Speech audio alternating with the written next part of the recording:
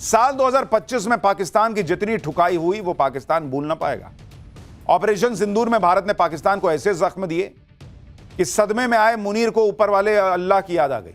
वो कह रहा है कि उसे अल्लाह ने ऑपरेशन सिंदूर में बचाया था, लेकिन ऊपर वाले को याद करते करते मुनीर के पाकिस्तान का भारत ने हाल कर दिया कि अब वो ऊपर वाले के ही रहमो करम पर जिंदा है। और स्थिति ये हो गई इस दो कौड़ी के पाकिस्तान की कि वहां पर ईयर एंड सेल लगी हुई है। पूरा पाकिस्तान इस सेल में बिकने को तैयार बैठा है भाई। पाकिस्तान बिक रहा है और उधर मुनीर नया फर्जीवाड़ा करने में जुट गया है। जिन हथियारों को भारत ने ऑपरेशन सिंदूर में ठोक कर कचरा बना दिया, मुनीर उसी कचरे को पाकिस्तान से बाहर बेचने में जुट गया है। यानी आप देखिए कि एक तरफ ईयर एंड सेल में पाकिस्तान की संस्थाएं बिक रही हैं, दूसरी तरफ मुनीर चाइनीज हथियार मुस्लिम देशों को बेच रहा है।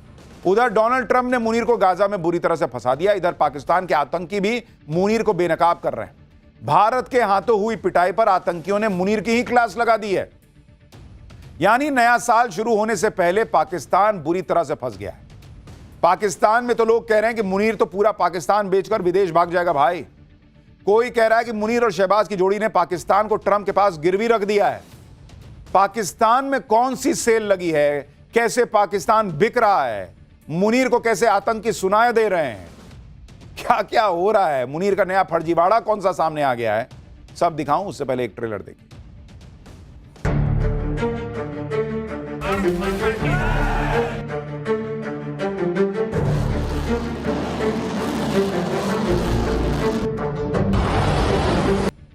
नए साल की सबसे बड़ी सेल लगी हुई है पाकिस्तान में। मुनीर और शहबाज कैसे पूरा पाकिस्तान बेचने में जुटे हैं, उसकी शुरुआत आप देखिए कि पाकिस्तान की सरकारी एयरलाइंस PIA यानी पाकिस्तान इंटरनेशनल एयरलाइंस की बिक्री के लिए बोलियां लगनी शुरू हो चुकी हैं।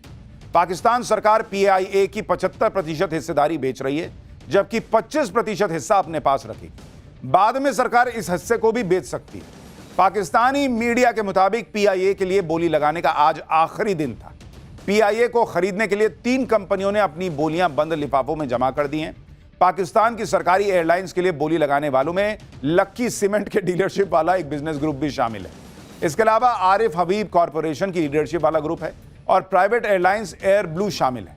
नीलामी की डेडलाइन से ठीक 2 दिन पहले मुनीर की सेना से जुड़ी फौजी फर्टिलाइजर, यह वहां की सेना की कंपनी है, फौजी फर्टिलाइजर प्राइवेट लिमिटेड, इसने भी बोली लगाने का सोचा था, लेकिन लास्ट में अपना नाम वापस लिया।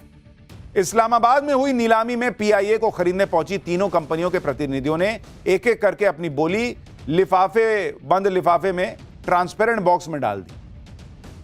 यहां इंडिया में सब ऑनलाइन होता है, वहां आज भी लिफाफा ही चल रहा है। पाकिस्तान की एयरलाइन को बेचने की प्रक्रिया में मुनीर ने अपनी सेना की कंपनी को माल बनाने के लिए लगा दिया था, लेकिन वो ऐसा कर नहीं पाया। पाकिस्तान की सरकारी एयरलाइंस अकेली नहीं है जिसे बेचा जा रहा है। पाकिस्तान की 2 दर्जन से ज्यादा कंपनियां सेल पर है। ऐसे में यह समझना जरूरी है कि शहबाज और मुनीर को पाकिस्तान की सरकारी कंपनियों को बेचने के लिए यह सेल लगानी क्यों पड़ी है। दरअसल पाकिस्तान साल 1958 से अब तक IMF से 20 बार लोन ले चुका है। पाकिस्तान पर इस वक्त कुल कर्ज बढ़कर 25 लाख करोड़ रुपए के पार है। इस कर्ज की वजह से पाकिस्तान दिवालिया होने की कगार पर खड़ा है और अपने खर्चे चलाने के लिए वो IMF के सामने कटोरा लेके खड़ा हो जाता है हर बार। इस बार IMF ने बेल आउट पैकेज हासिल देने के लिए पाकिस्तान को नई टर्म्स एंड कंडीशंस पूरा करने के लिए कहा कि भीख देंगे, लेकिन पहले यह सब करना होगा। और उसके लिए पाकिस्तान अपने बंदरगाहों और एयरपोर्ट्स को पहले ही बेच चुका था, तो अब बेचे क्या। पिछले साल ही पाकिस्तान ने इस्लामाबाद एयरपोर्ट को ठेके पर देने का फैसला किया था। IMF की रेवेन्यू बढ़ाने, वित्तीय घाटा कम करने जैसी शर्तों को पूरा करने के लिए पाकिस्तान को 2024 से 2029 के बीच यानी 5 साल में 24 सरकारी कंपनियों को बेचना हो। सेल की इस लिस्ट में सरकारी बैंक, इंजीनियरिंग वर्कर्स से जुड़ी कंपनियां, वर्क से जुड़ी कंपनियां, बिजली supply company, insurance company, thermal power plant company और सरकारी होटल सब शामिल है। लेकिन भिखमंगे पाकिस्तान की हालत यह हो चुकी है कि एक सरकारी कंपनी को खरीदने के लिए भी मुश्किल से खरीदार मिल रहा है। कौन खरीदेगा भाई। मान लो बिजली कंपनी खरीद लोगे, बिजली बिल भर कौन रहा है वहां जो तुम पैसा लोगे उससे। तो यह तो पाकिस्तान की हालत हो गई है भाई कि भीख लेने के लिए भी उसको कुछ बेच के दिखाना पड़ रहा है कि भाई ये भीख मैं लौटा दूंगा। आप ये भी देखिए कि अपने ही देश में मुनीर और शहबाज को सरकारी कंपनियां खरीदने के लिए खरीदार नहीं मिल रहे। उस पर मुनीर अपना चाइनीज कबाड़ निपटाने के लिए अफ्रीकी देश लीबिया पहुंच गया। मुनीर को लगा होगा कि ऑपरेशन सिंदूर में पाकिस्तान की ठुकाई की खबर शायद लीबिया तक नहीं पहुंची होगी, क्योंकि वहां पहले ही उथल पुथल मची हुई है। इसलिए लीबिया के सेना प्रमुख से मुलाकात के दौरान मुनीर ने ऑपरेशन सिंदूर को लेकर लंबी दूरी वाली झूठ की मिसाइलें छोड़ दी और ऑपरेशन सिंदूर के दौरान चीन के फुस साबित हुए हथियारों को लीबिया को टिकाने के लिए डील कर ली। सुनिए, ऑपरेशन सिंदूर में फुस साबित हो चुके चाइनीज हथियारों को बेचने के लिए मुनीर कैसे फिर सेल्समैन बन गया। फिर मुनीर के फर्जीवाड़े की डिटेल आपको बताऊंगा। अब यह भी देखिए कि पाकिस्तान के वो कौन से फुस हथियार हैं जो मुनीर मुस्लिम देश लीबिया को टिकाने की जुगाड़ में लगा और इसके लिए डील करने खुद लीबिया चला गया। भाई, मुनीर ने लीबिया के सैन्य गुट LNA यानी लीबियन नेशनल आर्मी के साथ 35,000 करोड़ रुपए से ज्यादा के हथियारों की डील कर ली। इस डील के तहत पाकिस्तान लीबिया को चीन की मदद से तैयार 16 JF-17 फाइटर जेट बेचेगा। पाकिस्तान 12 सुपर मोशाक ट्रेनर एयरक्राफ्ट देगा, जिसका इस्तेमाल बेसिक पायलट ट्रेनिंग के लिए किया जाता है। इसके अलावा दूसरे सैन्य उपकरण जैसे बख्तरबंद गाड़ियां, गोला बारूद की डील भी फाइनल हुई। हालांकि झूठ की बुनियाद पर लीबिया के साथ हुई इस डील को पूरा करना मुनीर के लिए आसान नहीं रहने वाला, क्योंकि लीबिया पर साल 2011 से ही संयुक्त राष्ट्र का हथियार प्रतिबंध लगा हुआ है और मुनीर ने लीबिया के जिस सैन्य गुट के साथ डील की है उसे संयुक्त राष्ट्र मान्यता ही नहीं दे रहा है। आप यह भी देखिए कि मुनीर खुलेआम कितना बड़ा फर्जीवाड़ा कर रहा है। मुनीर को पता है कि उसके made in China JF-17 fighter jet किसी चाइनीज खिलौने से ज्यादा नहीं है और ऑपरेशन सिंदूर में JF-17 जिस तरह फुस साबित हुआ उसे मुनीर देख चुका है और पाकिस्तान ही नहीं, JF-17 की हकीकत दूसरे देश भी समझ चुके हैं। नवंबर 2022 में म्यांमार ने भी चीन से JF-17 फाइटर जेट्स खरीदे थे और उन्हें ग्राउंड कर दिया। म्यांमार एयरफोर्स ने चीन को बताया कि JF-17 में गंभीर तकनीकी खामियां मिली हैं।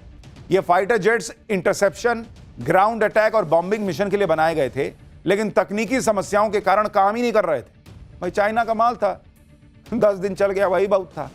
इसके अलावा JF-17 में लगे रडार सिस्टम जरूरत पड़ने पर फिसड्डी साबित हुए। सबसे हैरान करने वाली कमी तो यह निकली कि JF-17 का एयरफ्रेम यानी ढांचा भी कमजोर है। उड़ान के बाद इसमें दरारें दिखाई दी। चीन ने JF-17 को ठीक करने के लिए इंजीनियर्स की एक टीम म्यांमार भेजी, लेकिन JF-17 को ठीक नहीं कर पाई ये इंजीनियर। इसके बाद चीन ने JF-17 की खराबी का ठीकरा म्यांमार एयरफोर्स पे फोड़ दिया कि तुम ही ठीक से नहीं उड़ाए होगे। ये है चाइना का माल।